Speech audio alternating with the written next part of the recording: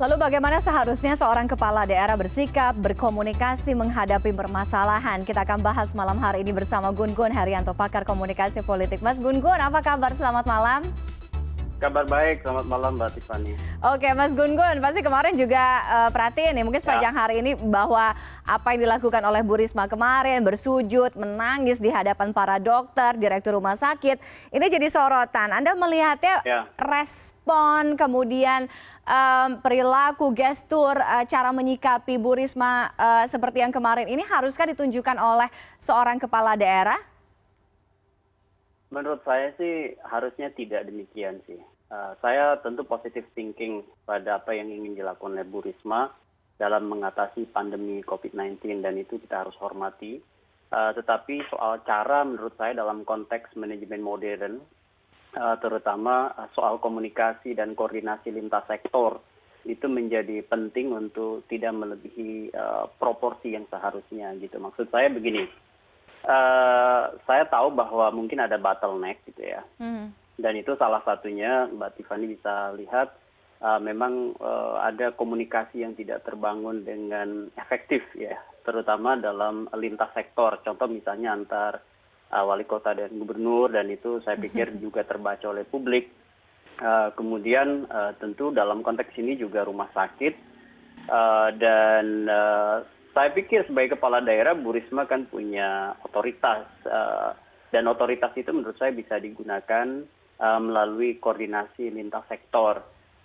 Berarti dua hal ya, pertama narasi dalam konteks ini, komunikasi verbal dan tindakan simbolik yang dilakukan oleh Bu Risma harus kemudian efektif dan efisien dalam konteks birokrasi pemerintah. Kalaupun ada masalah, ketika misalnya yang pertama tidak berjalan efektif, menurut saya yang paling penting adalah komunikasi yang sifatnya jauh lebih terukur di panggung belakang. Kalau kemudian expose-nya seperti kemarin, saya agak khawatir kemudian ada persepsi publik yang berbeda cara tangkapnya gitu. Meskipun kita tahu bahwa Mbak Tiffany, bahwa Bu Risma ini bukan kali pertama misalnya marah atau sedih yang ekspresif di muka publik, dan itu mungkin juga menjadi stylenya. Tetapi kalau sampai sujud, kemudian ada menurut saya nanti akan mungkin muncul ya juga netizen atau mungkin warga masyarakat yang mempersepsikan itu ada muatan publicity-nya begitu. Oke, Mas Gun Gun, kalau kita ngomongin soal manajemen komunikasi, ada yang bilang ekspresif itu penting, ekspresif itu perlu gitu. Tapi ada juga dalam beberapa case gitu ya. Kayak kalau terlalu ekspresif kayaknya agak tahan-tahan dulu deh, agak lebay gitu mungkin kelihatan buat orang-orang, jadi nggak ngundang simpati. Tapi kalau misalnya ngomongin manajemen komunikasi dalam hal ini kepala daerah ya, misalnya dalam case misalnya Bu Risma tadi, Mas Gun Gun juga bilang ini bukan kali pertama sebenarnya Bu Risma menunjukkan respon yang reaktif, yang ekspresif gitu, karena di beberapa kejadian kemarin juga terjadi ya hal-hal yang seperti itu gitu. Tapi kita lihat juga ada juga nih gaya komunikasi beberapa kepala daerah atau yang pernah jadi kepala daerah ya memang seperti itu, ekspresif, marah-marah gitu. Bahkan di tempat walaupun disorot media, ada kamera di mana-mana ya tetap aja marah-marah. Tapi ada juga yang santai gitu, nggak terlalu emosional gitu. Tapi gimana Mas Gun Gun melihat ini?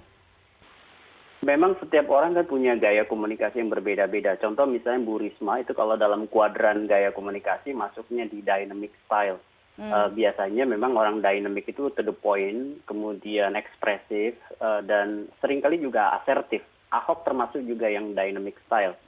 Ada juga yang equalitarian style, contohnya seperti Pak Jokowi misalnya. Pak Jokowi itu lebih high contact culture, budaya kontak tinggi.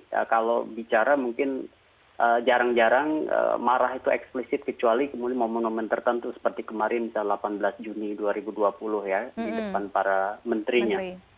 Tapi equalitarian style secara dominan itu Mbak Tiffany kecenderungannya itu dia menjaga kehormatan orang lain itu kira-kira, sehingga jarang sekali memarahin biasanya di muka publik. Ada juga yang structuring style seperti mungkin Pak SBY yang memosisikan diri komunikasinya itu terencana, rapi, kemudian pada gagasan yang disampaikan secara komprehensif gitu, Itu gaya lain seperti juga yang di gaya ini ada namanya Anies Baswedan, itu juga masuk kategori structuring style. Dan saya pikir dominan gaya itu tidak bisa diubah karena itu menjadi paket dari diri kita. Cuman bisa mengadaptasi dalam momen-momen tertentu. Contoh misalnya seperti Pak Jokowi kemarin 18 Juni itu kan mengadaptasi gaya dynamic style yang itu biasanya biasa eksplisit, to the point, clear gitu. Kalau kemudian kita melihat Bu Risma, kita kan kasus diskusi hari ini adalah Bu Risma. Sebenarnya tidak masalah ketika Bu Risma misalnya pernyataannya itu asertif atau misal ekspresif. Tetapi ya menurut saya karena kepala daerah itu menjadi newsmaker gitu, dia menjadi pemberitaan media, itu juga saya pikir perlu memanage gitu. Jangan sampai kemudian berlebihan. Kalau kemudian mungkin marah yang kemudian wajar karena ada konteks kesalahan anak buah atau mungkin juga bisa juga kemudian muncul letupan misalnya antar sektor, itu wajar tapi kemudian harus diselesaikan dengan cara-cara manajemen birokrasi yang menurut saya proporsional. Jangan sampai kemudian seperti kemarin, saya agak khawatir itu punya dimensi negatifnya kepada Bu Risma, terutama dalam konteks nyinyirnya sebagian halayak yang tidak mengerti konteks persoalan. Karena apa, itu sangat psikologis ya, orang kan kadang-kadang membaca dan melihat dari media dan juga mungkin tidak terlalu akrab mengenal gaya Bu Risma dalam kesehariannya. Berbeda dengan orang-orang yang intensif, kemudian reciprocal, timbal balik, ada juga interaksi yang cukup waktu dengan Bu Risma sehingga mengenal sosoknya. Dan itu mungkin dianggap sebagai biasa. Tetapi kalau kemudian menurut saya seperti kemarin itu saya melihat lebih banyak tendensi yang mengarah ke negatif kalau kita kemudian baca dari perspektif komunikasi politik.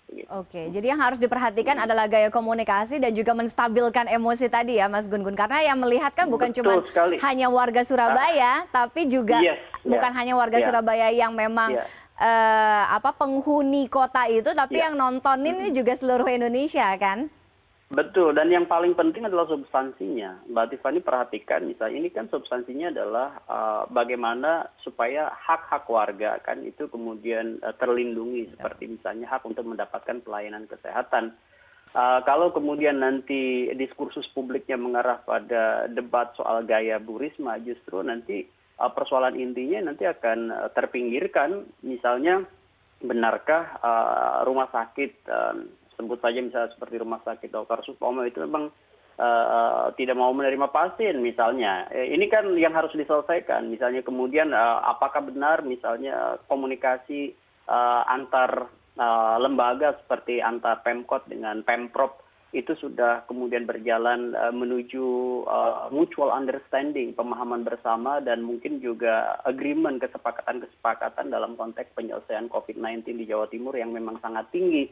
Nah itu yang justru harusnya menjadi problem serius gitu yang kemudian ditangani. Kalau kemudian begini nanti lebih menjadi personal sentris, pembicaraan publiknya lebih pada mengarah pada Bu Risma bukan pada substansi persoalannya.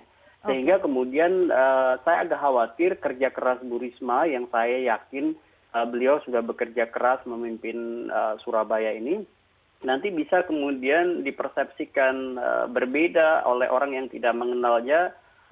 Ini mungkin kalau dalam konsep komunikasi politik itu kan ada konsep free ride publicity atau publisitas yang menunggangi momen tertentu. Nah ini saya agak khawatir.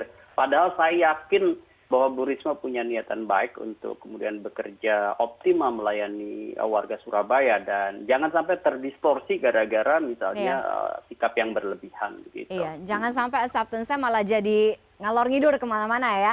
Mas Gun Gun tadi. Tepat sekali. Mas Gun tadi sudah menyinggung juga mengenai bottleneck ya. Kemudian bagaimana pola komunikasi ini mensinergikan kebijakan antara yang pusat kemudian dengan daerah, misalnya dalam hal ini pemerintah provinsi ya dengan pemerintah kabupaten kota yang kadang-kadang kita lihat dalam case ini misalnya di Surabaya kemarin kan beberapa waktu yang lalu Bu Risma juga agak sedikit bertentangan dengan gubernurnya terkait dengan masalah mobil PCR itu. Nah, silang pendapat ini kan kadang-kadang memunculkan yang diterima orang kok seperti ada bukan ego sektoral tapi ego kepemimpinan, ada rivalitas politik di dalamnya. Ya. Ini pertanyaan yang sangat menarik. Menurut saya ada 3 hal yang penting untuk diselesaikan, terutama di Jawa Timur ini. Pertama soal information leadership gitu ya. Jadi saya yakin sih kedua-duanya, maksud saya Bu Risma dan Bu Hovifah itu adalah leader yang baik, tetapi kemudian information leadership itu hal lain gitu. Contoh misalnya bagaimana membagi peran-peran informasi supaya kemudian ini bukan justru menjadi personal sentris, tapi menjadi bonum komunnya. Kepentingan publiknya itu kemudian menjadi jauh lebih di depan. Information leadership itu nanti akan menyangkut bagaimana cara mengurai tadi bottleneck melalui informasi yang jauh lebih efektif. Itu yang pertama. Kemudian yang kedua, itu mengefektifkan jaringan komunikasi melalui organ-organ strategis. Contoh misalnya kan gugus tugas itu bukan hanya di pusat, tapi juga gugus tugas itu ada di daerah. Gitu. Nah, banyak problem di daerah itu gugus tugas itu lebih bersifat pasif, tidak kemudian memerankan sumber daya secara optimal sehingga kemudian lagi-lagi kepala daerahnya yang jauh lebih dominan dibanding gugus tugas yang bekerja begitu. Padahal gugus tugas kan diefektifkan sebenarnya untuk mengatasi problem serius pandemi COVID-19. Kemudian selain jaringan komunikasi, itu menurut saya juga goodwill, political will menyangkut misalnya soal penunjang lainnya seperti dana misalnya bagaimanapun kan penanganan ini butuh sinergi, misalnya bukan hanya Pemprov tapi juga Pemkot atau sebaliknya bukan hanya Pemkot tapi juga Pemprov. Penanganan seperti bagaimana pendanaan, bagaimana misalnya sinergi strategis antar kelembagaan, dan itu menurut saya menjadi harga mati dalam konteks penanganan hal yang extraordinary, kejadian yang sangat luar biasa. Ini dalam konteks komunikasi sering disebut atau diletakkan dalam konteks komunikasi krisis. Kalau kemudian penanganan komunikasi krisis itu dengan manajemen biasa, seperti misalnya regulernya pembiayaan, regulernya sumber daya, atau regulernya information role, itu menurut saya itu akan tergopoh-gopoh, bahkan bisa jadi penyelesaiannya akan sangat lamban. Dan itu terbukti bahwa sekarang misalnya Jawa Timur itu menurut saya menempati urutan tinggi ya dalam konteks kasus COVID-19. Saya positif thinking bahwa Bu Hovifah dan Bu Risma itu bekerja keras. Cuman masalahnya tidak cukup mereka berdua. Ini yang disebut dengan kepemimpinan transformasional, kepemimpinan yang menggerakkan banyak orang. Kan pemimpin tidak hebat sendirian, melainkan membuat sistem menjadi jauh lebih kuat dan menjadi jauh lebih melembaga dalam konteks kerja-kerja strategisnya begitu.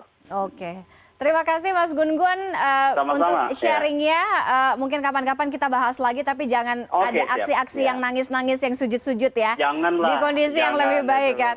Oke, terima kasih Mas Gun-Gun Haryanto sudah bergabung dengan si Indonesia Connected malam hari ini.